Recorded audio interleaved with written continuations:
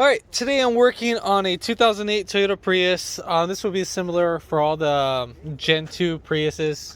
Basically, we're trying to find a, this is the ABS actuator assembly. So you're gonna come up under the driver's side and then you're gonna go right all the way, right up the pedal. And then right there, I don't know if you can see that, right there on the little with the silver wires.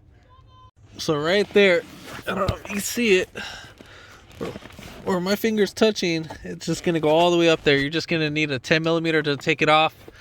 That's pretty much easy to get to, so you can see it with the little white bottom where the silver lines are going to. But other than that, that's where it's at. But yeah, if this video helped you out, give it a thumbs up, comment down below, and hit that subscribe button for more coming videos in the future. And thanks for watching.